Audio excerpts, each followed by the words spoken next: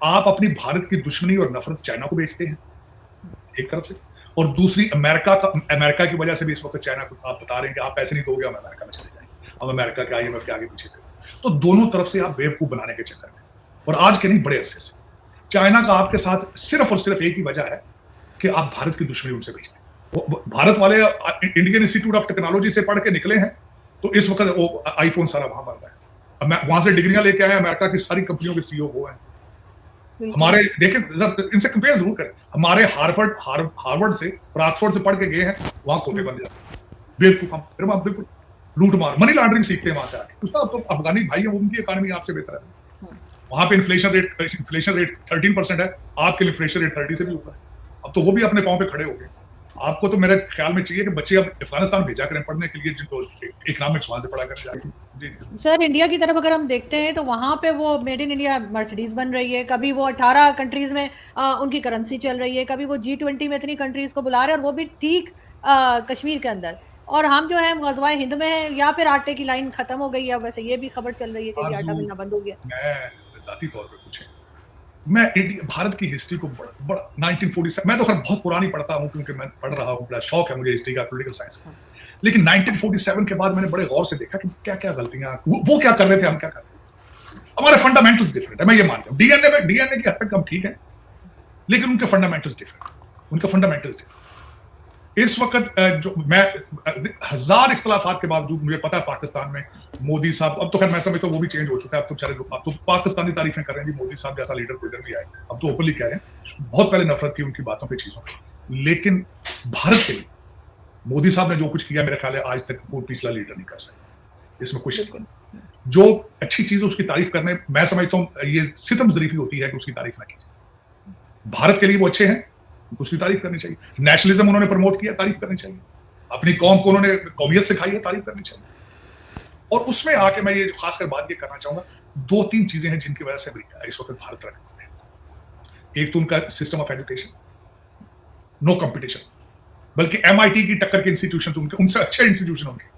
और दूसरी, मैं हमेशा ये बात करूंगा, कभी भी पैसा वहां नहीं आएगा जहां शरारत होगी, जहां लड़ाई होगी, झगड़ा होगा, पैसा भाग जाएगा। मुझे आप छोटा सा एक फंडामेंटल क्वेश्चन, दो लोग आपस में लड़ रहे हो, आप साथ वहां उनके बैठ के कोई दुकान बनाएंगे? आप वहां कारोबार करना पसंद करेंगे जहां सारा दिन, पिछले महीने मैं छोटी सी बताना चाहता हूं आपका कंपैरिजन, 262 टेररिस्ट अटैक हैं पिछले साल के 365 दिन होते हैं, 262 टेररिस्ट अटैक। को आएगा यहाँ? कौन आएगा सर? लेकिन ये कंट्रोल क्यों नहीं कर पा रहे? ये नहीं कि तो बनाए हुए हैं, कंट्रोल करना नहीं चाहते भाई, कारोबार है। आरज़ू कैसी बातें कर रहे हैं, जब पिछले 30 साल से दुकान ही टेररिज्म की बेच रहे हैं, चला रहे हैं। बल्कि वो प्रमोट करते हैं, वो कहते हैं देखो 265 अटैक है, 262 अटैक है, हमें पैसे दो, हमें पैसे दो।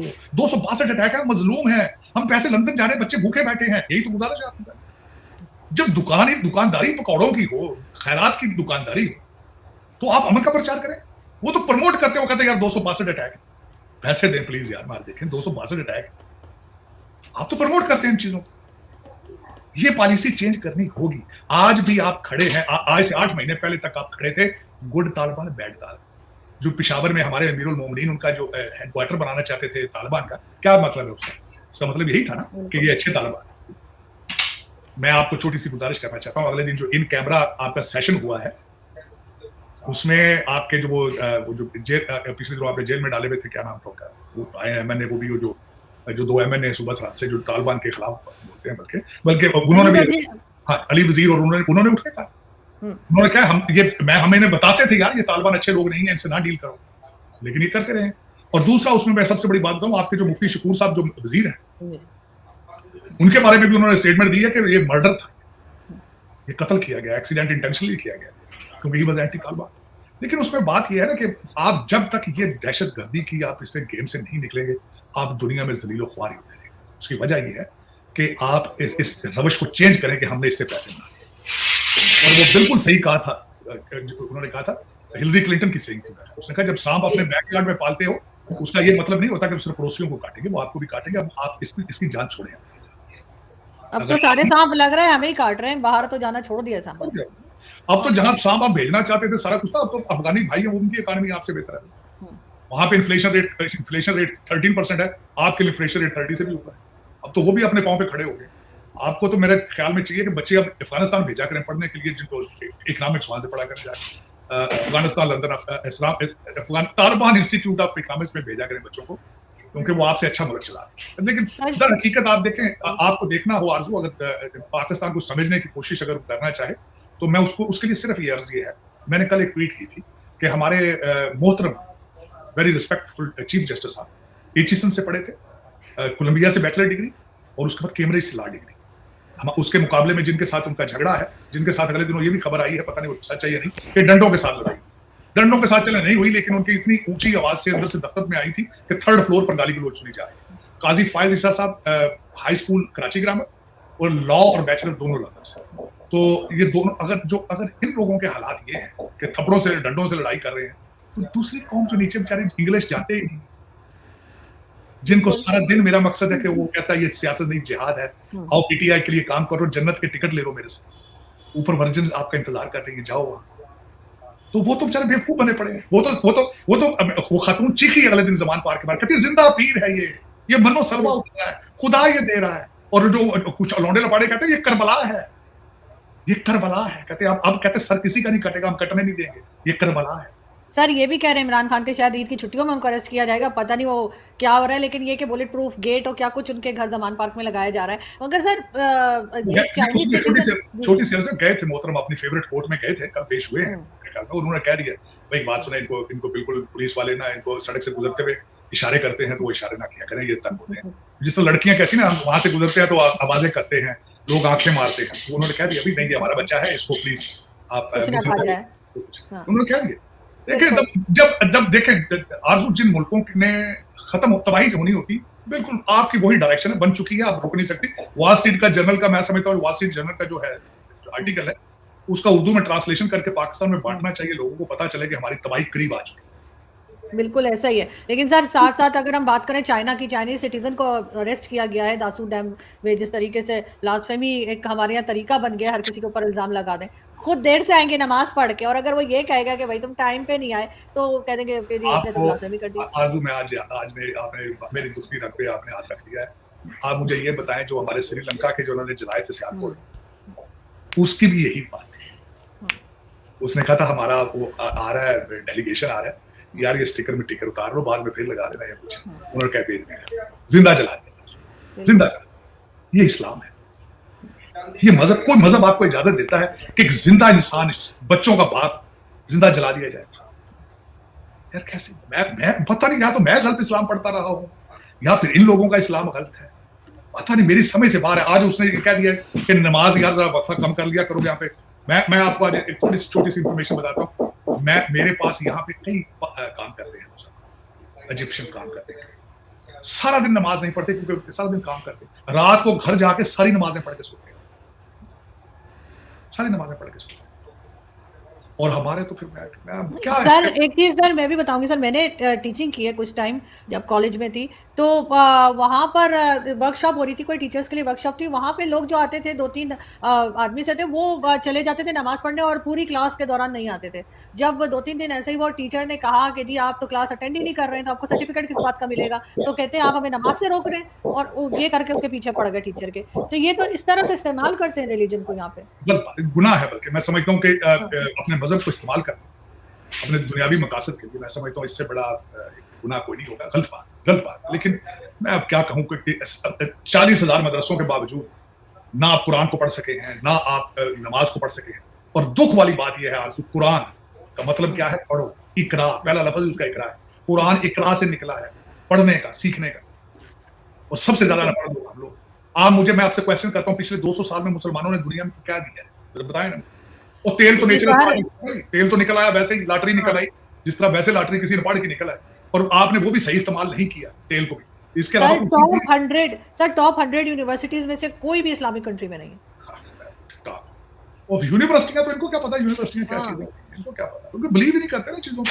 आपको ये बताएं, मैं 2 चीजों के साथ बात करना चाहूंगा। अफगानिस्तान के अंदर खवातीन की तालीम पर पाबंदी, ठीक। ईरान के अंदर क्या हो रहा है, 44 अगले दिन गैस से अटैक कर रहे हैं स्कूलों में। 44 हादसात हुए क्योंकि लड़कियों ने सिर्फ अपने हिजाब के खिलाफ एहतजाज किया, और वहां पे एलिगेशन है कि गवर्नमेंट इन्वॉल्व है उन हादसात के साथ। 44 स्कूलों के अंदर गैस बम मारे। और फिर आप बकरियों की तरह डील करना चाहते हो खवातीन को। मैं 3 बच्चियों का बाप हूं, मैंने बकरियां पैदा की थी कि वो स्लेवरी करो उनके साथ? कैसे सही क्या करते हो? जहालत खत्म क्यों नहीं होती सर ये? मुझे आरजू ये बताएं, आपके ऊपर आपको क्यों आपका और आपके खुदा का आप पर्सनल मैटर है। Who the hell somebody can tell you to cover your head to begin? बिल्कुल कौन है, किसकी जरूरत है, क्यों कहेगा आपका और आपका खुदा का अपना दिलों में पर्दे होते हैं। मैंने देखा बुरकों में मैं इस पे क्या डिटेल में जाऊं, लेकिन जो कुछ भी है ज्यादती है, ऑपरेशन मुझसे बर्दाश्त नहीं होता, क्योंकि मैं बच्चियों का बाप हूं। मैं तो ये बिल्कुल इन चीजों पे I don't believe in it. मैं बिल्कुल नहीं चाहूंगा कि कोई बंदा भी मेरी औलाद को ऑपरेस करे सिर्फ इसलिए कि by birth she was a girl. लेकिन सर अब क्या चाइना के साथ इनके टर्म्स सर क्या लग रहा है आपको खराब होंगे? चाइनीज सिटीजन के साथ ऐसा हुआ तो? नहीं, खराब नहीं, मैं बता देता हूँ। आपकी फॉरेन पॉलिसी क्या है, मैं थोड़े 2 लफ्जों में बताना चाहूँ। आप अपनी भारत की दुश्मनी और नफरत चाइना को बेचते हैं एक तरफ से, और दूसरी अमेरिका की वजह से भी इस वक्त चाइना को आप बता रहे हैं कि आप पैसे नहीं दोगे, हम अमेरिका में चले जाएंगे, हम अमेरिका के IMF के आगे पीछे। तो दोनों तरफ से आप बेवकूफ बनाने के चक्कर में, और आज के नहीं बड़े अरसे से चाइना का आपके साथ सिर्फ और सिर्फ एक ही वजह है कि आप भारत की दुश्मनी उनसे भेजते हैं, नफरत आप नहीं भेजते उनको। कहते हो देखो जी हमारी एक चीज तो कॉमन है ना, हम तो दुश्मन भारत एक एनिमी टेरिटरी। अब उसमें मुझे ये बताएं, उनके पास क्या चॉइस है चाइनीज भाई के पास? आप जो मर्जी करें, उनको पता है कि ये भी भारत के खिलाफ आपके अड्डे यूज करेंगे। आपको देखें, एटम बम की किट भी उन्होंने दी थी बनाने की, चाइनीज ने। सारा कुछ तो वही करते हैं आपका। अभी भी पैसे देंगे, आगे भी देंगे, बहुत उनके लोन है, रोल आउट करेंगे। और आप वैसे बड़े स्मार्ट तरीके से अपने प्रॉपर्टियां बना रहे हैं, अभी भी बना रहे हैं लंदन और दुबई में, लोगों से पैसे लेकर 3 बिलियन। देखें ना, 3-4 लोगों को तो आपने बेवकूफ बना लिया। सऊदी अरेबिया और यूएई को आपने 3 बिलियन ले लिया, इन्होंने भी कुछ लिया। आप जाते जाते भी 2-4 बिलियन तो ऐसे ही उड़ते उड़ते लेकर लंदन पहुंच जाते हो ना। आप बहुत स्मार्ट लोग हो यार। मैं बड़ा खुश होता रहता हूँ इस मामले में कि आपका IQ लेवल बहुत है, लेकिन 2 नंबरी में। मैंने अगले दिन ट्वीट किया था कि हमारे इस वक्त तीसरी जनरेशन है जो लूटर्स की। देखें, जो ब्रिटिश एजेंट थे, जो एचिसन में जिनके बच्चे पढ़ते हैं, उनकी चौथी नस्ल अब चल रही है। वो सबके पास डिग्रियां ऑक्सफोर्ड और हार्वर्ड की है, लेकिन वो एजुकेशन में कुछ बिगाड़ ही नहीं सकी। ऑक्सफोर्ड आपका इतने बड़े इंस्टीट्यूट है, उनकी तालीम डिग्रियां ले लेते हैं, लेकिन उनकी तालीम आपके सर के ऊपर से गुजर जाती है। आप जब वापस लाहौर इस्लामाबाद उतरते हो तो बिल्कुल आप पूरे हो जाते हो, उसी लूट में फिर बिजी हो जाते हो। किस खूबसूरती से लूटते हो आप डिग्रियां लेके बाहर से। देखो ना, वो भारत वाले इंडियन इंस्टीट्यूट ऑफ टेक्नोलॉजी से पढ़ के निकले हैं, तो इस वक्त वो आईफोन सारा वहां बन रहा है। अब मैं वहां से डिग्रियां लेके आया, अमेरिका की सारी कंपनियों के CEO वो हैं। हमारे देखें, इनसे कंपेयर जरूर करें, हमारे हार्वर्ड से और ऑक्सफोर्ड से पढ़ के गए हैं, वहां खोते बन जाते हैं। बिल्कुल हम बिल्कुल लूट मार, मनी लॉन्ड्रिंग सीखते हैं वहां से आके कि फ्रॉड किस तरह लगाना है। सर कुछ ना कुछ तो सर हमें इसमें तो टाइटल मिल जाना चाहिए, कोई मेडल मिल जाना चाहिए कि हमें लोगों को जो है ना वो बेवकूफ बनाना है। मैंने कई दफा सोचा कि पाकिस्तानियों को मशवरा दूं, यार वहां पे और कुछ नहीं, फ्रॉड के 2-4 अच्छे स्कूल बना लो। लोग बाहर से जिन्होंने फ्रॉड करना हो, money laundering institute of money laundering बना लो वहां लाहौर में, कराची में बना लो उसकी ब्रांच है। लोग जिन्होंने मनी लॉन्ड्रिंग करनी हो, फ्रॉड करना हो, आपसे सर्टिफिकेट ले लिया करें, आके पढ़ लिया करेंगे। इसमें तो मास्टर है आप।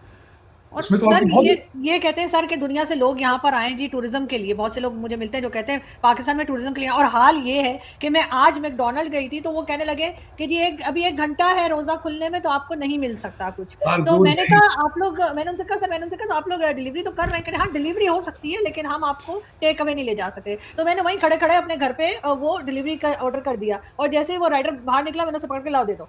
मतलब ये अजीब तमाशा मुझे करना पड़ा, लेकिन इसलिए कि यहाँ पे आप टूरिज्म की बात करते हैं, जब आपके कंट्री पे 262 अटैक एक साल में होंगे, टेररिज्म अटैक, कोई बिल्कुल अकल से फारिग हो तो शायद चला जाए। और दूसरी आपको मजे की बात बताऊं, एयरलाइनें जो हैं वो टिकट बेचना उन्होंने बंद कर दिया पाकिस्तान में। वो वीजा मास्टर कार्ड पे लेते हैं सिर्फ टिकट बेच के, क्योंकि आपके डॉलर की शॉर्टेज। पेट्रोल आपके वहां नहीं है। अच्छा, खवातीन की हालात ये हैं कि अल्लाह माफी दे, मैं क्या आपको बताऊं, आपको खुद ही को पता है। आप जब जाती हैं मार्केट में गुजरती हैं, किस तरह हर गली के नुक्कड़ पे 5-5, 6-6 मुस्टंडे खड़े सिगरेट पी रहे होते हैं। खवातीन को किस तरह देखते हैं, एक्सरे करते हैं। वहां कौन है? मुझे अभी याद है, आपके गिलगित एरिया के अंदर एक कैमरे की खातर एक मर्डर कर दिया था। एक कैमरा किसी टूरिस्ट से छीनने के लिए उन्होंने मारा।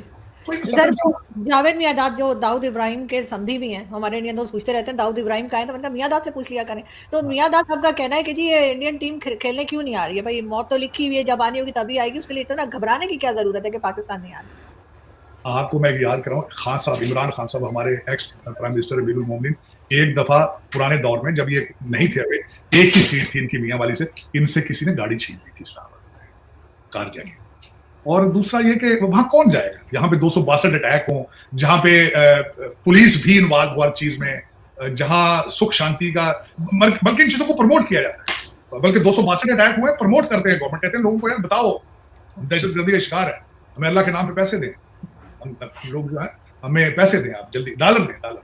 मैं हैरान हूं आरजू, आपके हालात ये है, मैं पुराना एयरपोर्ट मुझे अभी याद आ गया, डॉलर पुराना एयरपोर्ट, आज से बहुत पुरानी बात है कि मैं एक दिन एयरपोर्ट से उतरा, यहाँ से गया तो एक मांगने वाला जिस तरह एयरपोर्ट में पीछे पीछे, तो मैंने उसको साथ एक मेरा अपना अजीज था जो लेने आया, उसने जेब से निकाल के तो उसको कुछ पैसे दिए, रुपए, कहता नहीं जी मैंने तो इनसे डॉलर लेना है। मैंने कहा अच्छा, बहुत पुरानी बात। मैंने कहा तुम्हें पता है डॉलर का रेट क्या? कहता है जी मुझे पता है डॉलर का रेट ये। कहता मैं रुपए लेने तो मैं एयरपोर्ट पे क्यों आता, मुझे तो डॉलर चाहिए। आप सोच नहीं सकती इस वक्त पता नहीं कहां से मेरा नंबर ले लेते हैं, ये आजकल रमजान चल रहा है, रोजाना डेली बेस पे 25-30 लोगों के मैसेज आते हैं कि हमें ज़कात भेज दें। सर मैं आपको जाते-जाते ये बता दूँ कि मेरे फ़ादर ने बताया था, क्योंकि मैंने जैसे आपको बताया कि वो जर्नलिस्ट थे, कि जो रिलीजियस अफ़ेयर के मिनिस्टर थे उनके उस ज़माने में, पता नहीं 80s में या 70s में, तो उन्होंने जो है वो ज़कात के पैसे तकरीबन 10 लाख जुए में हार गए थे। और ये खबर पूरे में चली थी, और मैंने घर में सुनी है ये बात अपने, कि मेरे फ़ादर किसी को बता रहे थे। तो ये तो हाल है कि ये ज़कात के पैसे जो लेते हैं लोगों और से, उसको दूसरी ये जुए में आरज़ू हार ज़कात जाते के हैं। पैसे पे छोड़ो, सरकारी खर्चे पे जो हज होता है, सरकारी खर्चे पे उमरा करते हैं। हाँ। पाकिस्तान जैसे मुल्क का जो उसके पैसे पे हज करना जायज है, हुँ। उमरा जायज है, पूरा जहाज भर के लेके जाते हैं आपके जो सियासतदान हाँ, लोग। बिल्कुल ऐसा ही है। लेकिन फिर क्या करें, फिर देखें इस्लाम भी अपना है, फतवा भी अपना है, मौलवी भी अपना है, मुफ्ती भी अपना है, मजे लॉटरी है, कहते हैं अल्लाह के नाम पे डॉलर दे जाओ यार। मैंने तो मुश्किल बिल्कुल ऐसा ही है। आपको कहा था, बल्कि मैंने तो कहा था, बड़ा आसान हल बताया था अपने भारतीय दोस्तों को कि यार आप श्रीलंका को, बांग्लादेश को कर्जे मर्जे पैसे देते हो, तो थोड़े से पाकिस्तान को पैसे देकर रिलेशनशिप ठीक कर लो यार इनसे। हम तो डोर बिल्कुल मारो, ऐसा ही है। कहते हैं हम तो अच्छा कैश नहीं है, हम क्रेडिट कार्ड भी ले लेते हैं, ऐसी बात नहीं है, हमने वो भी बंदोबस्त कर रखा और है। आप अपना मूड बनाए, हम किसी चीज में भी आपसे ले लेंगे पैसे। बिल्कुल, और सर पाकिस्तान को भी सोचना चाहिए कि इससे अच्छा बदला तो हो नहीं सकता है भारत से। उनके पैसे लेके हम खा जाएँ, वो पीछे-पीछे घूमते रहे, मोदी जी फ़ोन करेंगे, फ़ोन ही नहीं उठाएँगे। ऐसा पहले ही होगा। हो रहा है, पहले हो रहा है इस तरह। बहुत जैसे कि आपने क्लिप में देखा कि भाई पाकिस्तानी बोल रहे हैं कि भाई साहब उनको G7 में क्यों नहीं इनवाइट किया गया। भाई साहब ये तो भाई साहब बहुत बड़ी गलती हो गई है भाई साहब पूरी दुनिया में, कि भाई पाकिस्तान को मतलब कि भाई G7 में इनवाइट क्यों नहीं करा गया।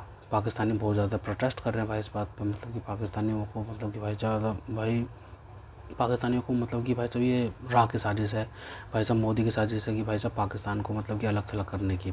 इस वजह से भाई साहब G7 में पाकिस्तान को मतलब कि इनवाइट नहीं किया गया भाई साहब, ये नहीं किया गया। पाकिस्तानी ये सोच रहे हैं कि भाई साहब ये सब कुछ मोदी का कराया हुआ ही है।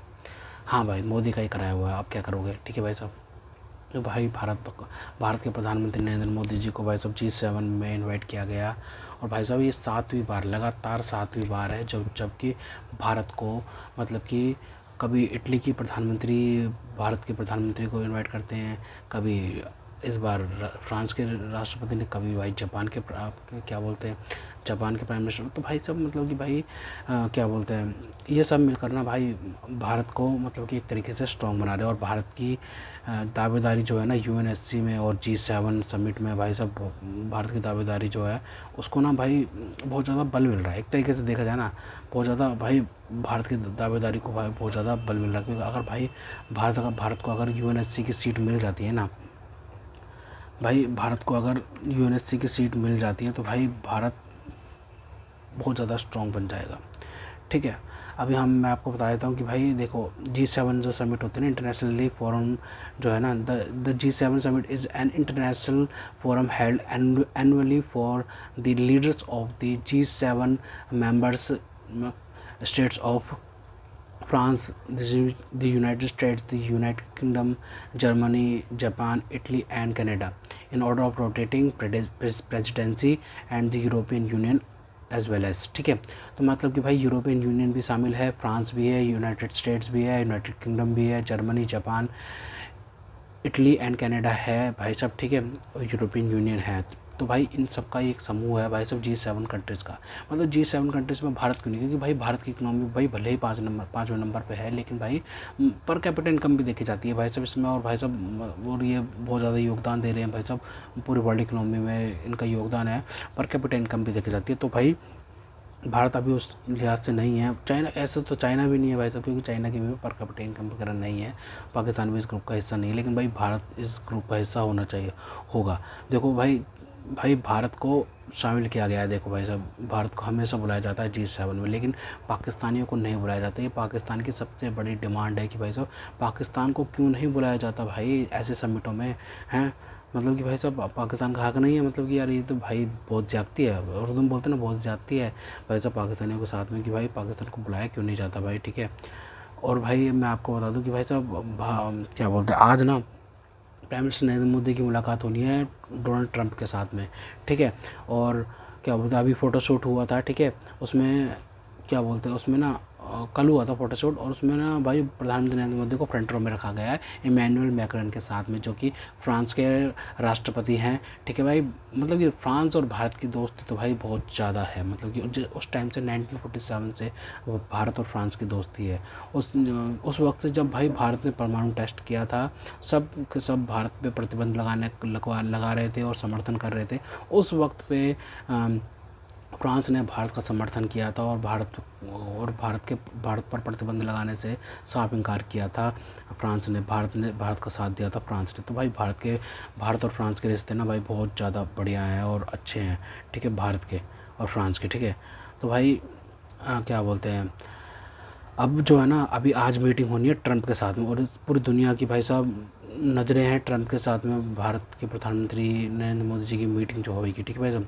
PM Modi Donald Trump is set to hold talks shortly, focus on trade and defence पे बातचीत होने वाली है, ठीक है भाई। भारत के प्रधानमंत्री की देखो लाइव चल रहा है ये चीज़, 6:21 पे लाइव है, ठीक है। Will accurate work on investments agreement EU chief after meeting PM Modi के साथ में EU चीफ की मीटिंग हो चुकी है।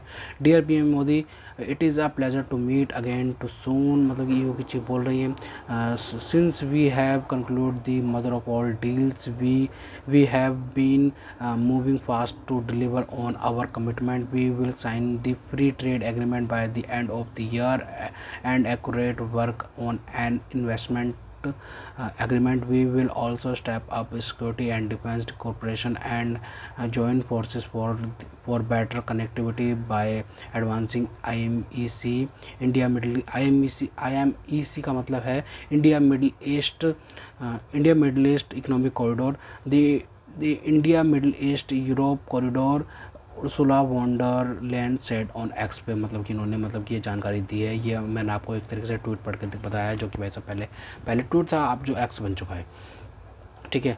पीएम मोदी भाई साहब मतलब कि शॉर्टली, मतलब कि अभी मिलने वाले हैं, अभी मतलब कि अभी अपडेट आई है कुछ ही मिनटों पहले ही अभी अपडेट आई है 6:17 पे कि भाई भारत के प्रधानमंत्री डोनाल्ड ट्रंप से मतलब कि मिलने वाले हैं, और भाई साहब उन डिफेंस और ट्रेड पर बातचीत होगी क्या बोलते हैं डोनाल्ड ट्रंप के साथ में। जो कि डोनाल्ड ट्रंप भाई साहब, मतलब कि डोनाल्ड ट्रंप की एक स्ट्रैटेजी है, आपको मैं बता दूं। डोनाल्ड की एक स्ट्रैटेजी है कि भाई साहब अगर सामने वाले से उसको काम निकलवाना है ना, तो उसकी जमकर तारीफ़ करेगा, इतनी तारीफ़ करेगा कि भाई साहब उसकी आत्मा हिल जाएगी, भाई साहब इतनी तारीफ़ करेगा भाई। उसके बाद अगर जब वो बंदा वो बात उसकी बात नहीं मानेगा ना, तो फिर उसके बाद क्या करता है, क्या बोलते हैं डोनाल्ड ट्रंप उसकी बुराई करना शुरू करेगा, बुराई करेगा, मतलब इतनी बुराई करेगा कि उसकी बुराई आज तक किसी उसके दुश्मन ने भी नहीं करी हो, ठीक है। और फिर से अगर ये भी काम नहीं आएगा तो उसके बाद फिर से उसकी तारीफ़ करेगा, फिर बुराई करेगा, मतलब ये ऐसा रोटेशन चलता रहता है उसका, ठीक है भाई साहब। तो डोनाल्ड ट्रंप की यही स्ट्रेटजी है, और इसी तरीके से वो डील करता है सबके साथ में। लेकिन भाई साहब प्रधानमंत्री नरेंद्र मोदी के साथ में डील करने के लिए ना बेटा 56 इंच का जिगरा चाहिए भाई, ठीक है। क्योंकि प्राइम मिनिस्टर नरेंद्र मोदी इतनी आसानी से मतलब कि भाई नहीं आने वाले पकड़ में, ठीक है भाई साहब। तो भाई देखो अभी मतलब कि जो क्या बोलते हैं EU की चीफ है उर्सुला वॉन्डर लेन, जो है इनका नाम ये है, सॉरी प्रोनाउंसिएशन के लिए ऐसा, ठीक है। तो ये अभी ANI ने मतलब कि ट्वीट किया है, prime minister Narendra Modi holds trilateral meeting with EU Council President Antonio Costa and European Commission President Ursula von der Leyen on the sidelines of the G7 summit in Evian, France में जो हो रही है, ठीक है वैसे अभी प्राइम मिनिस्टर नरेंद्र मोदी ने मतलब कि ये मतलब कि मीटिंग ख़त्म करी है, ठीक है। तो भाई prime minister Narendra Modi held a meeting with German Chancellor Friedrich Merz के साथ में मतलब कि भाई 5 बजे के करीब में प्राइम मिनिस्टर नरेंद्र मोदी ने भाई क्या बोलते हैं जर्मनी के चांसलर के साथ में भी मीटिंग करी है, बायलैटरल मीटिंग हुई है। और उससे पहले क्या बोलते हैं प्राइम मिनिस्टर नरेंद्र मोदी ने ग्रोथ पर बात करी है, growth for whom the with whom and in all direction, PM Modi said that. ठीक है, तो भाई पीएम मोदी मतलब कि भाई साहब मतलब कि अब G7 में उनको इनवाइट किया गया ना, तो भाई G7 में मतलब कि पीएम मोदी हर तरीके से बातचीत करने की मतलब कि कोशिश कर रहे हैं हर जगह से, मतलब कि भाई मतलब कि ट्रेड पर बायलैटरल ट्रेड वगैरह, ये नहीं है कि पाकिस्तानी की तरफ भीख मांगने के लिए बातचीत हो रही है। भाई साहब पाकिस्तानी करते हैं सब चीज़ें बात, भाई साहब वर्ल्ड लीडर्स को भाई साहब अपने साथ में बैठाया जाता है। ठीक है भाई साहब, कंधे से कंधा मिला के। ठीक है भाई साहब, और पाकिस्तान तो भाई पता ही है उनका, तो भाई साहब वो तो अभी तक यही नहीं सोच पा रहे हैं कि भाई साहब भारत के प्रधानमंत्री को इनवाइट कैसे कर रहे हैं भाई साहब ये सब। तो भाई वो तो इस चीज़ में डूबे हुए हैं ना। ठीक है, प्रधानमंत्री मोदी को मतलब कि 7वीं बार कंसेक्यूटिवली भारत के प्रधानमंत्री को ना मतलब कि 7वीं बार भाई साहब इनवाइट किया गया है ये G7 समिट में। और ये बहुत बड़ी बात है भारत के लिए, भारत के मतलब कि भाई भारत की पॉपुलैरिटी के लिए, भारत के प्रधानमंत्री की पॉपुलैरिटी के लिए, भारतीयों के पॉपुलैरिटी के लिए, भारत के वर्चस्व के लिए। और भाई इससे क्या है ना, इससे भाई भारत को 2 फ़ायदे होने भाई साहब। एक तो G7 में भारत की दावेदारी पक्की होगी, और दूसरा भाई UNSC में भारत को परमानेंट सीट मिलने के चांसेस बहुत ज़्यादा बढ़ सकते हैं। देखिए वीटो पावर होती है UNSC में भाई साहब, कुछ भी चीज़ कोई भी प्रस्ताव पारित किया जाता है ना, तो भाई साहब उसमें वीटो पावर का बहुत ज़्यादा अहम होता है। अमेरिका के पास वीटो पावर है, मैं आपको UNSC परमानेंट सीट बता देता हूँ किस किस के पास है। अमेरिका है, ठीक है, और चाइना है, यूनाइटेड किंगडम है, रशिया है, और आई थिंक फ्रांस है। ये देश हैं जो कि भाई UNSC में maybe I am wrong that but I am definitely said that यही मतलब कि देश हैं जो कि भाई साहब क्या बोलते हैं UNSC में है। ठीक है, मतलब एक का दुक्का शायद गलत बोल दिया हो। ठीक है, तो भाई यही तय करते हैं जो कि भाई सिक्योरिटी स्ट्रेटेजिकली मतलब कि जो भी डिसीजन लेने होते हैं ना भाई साहब, तो भाई ये डिसाइड करते हैं। और अगर वॉर वगैरह के लिए जो भी मतलब वीटो पावर होती है ना, तो किसी भी देश पर प्रतिबंध लगाने हो, किसी देश को छूट देनी हो, किसी को भाई साहब रियायत देनी हो, किसी को कोई मतलब कि आतंकवादी गतिविधि में है कि नहीं है, किसी पर किसी में आतंकवाद फैल रहा है, किसी के देश में आतंकवाद फैल रहा है, तो इसी में सारे डिसीजन होते हैं। तो इसी के अंदर ही भाई भारत की स्थायी सीट मिल जाए भारत को भाई साहब, तो बहुत अच्छी बात होगी भाई साहब। भारत को इनवाइट किया गया था भाई, भारत को मतलब कि दी जा रही थी भाई साहब, ये मतलब ये इन्विटेशन दिया जा रहा था भारत को उस टाइम पे जब भाई भारत मतलब कि आगे बढ़ रहा था। उस मतलब कि 1960s में आई थिंक 1950s में भारत को ये सीट मतलब कि ऑफर करी गई थी, लेकिन भाई भारत ने रिजेक्ट कर दी।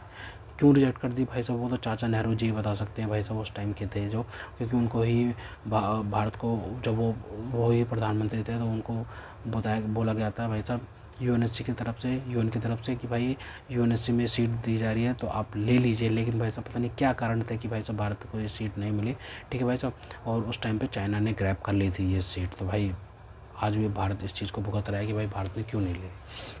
तो खैर हम इस न्यूज़ पर अपनी नज़र बनाए रखेंगे, आप हमारे साथ जुड़े रहेगा। तो दोस्तों अगर आपको हमारी वीडियो पसंद है तो कम से व्हाट्सएप पर जरूर शेयर कीजिएगा, साथ साथ चैनल को सब्सक्राइब करके हमारा मनोबल जरूर बढ़ेगा, ताकि हम आपके लिए ऐसी ही मनोरंजन वीडियोस बनाते रहें। तो गाइस मिलते हैं आपसे अगली वीडियो में, तब तक के लिए जय हिंद।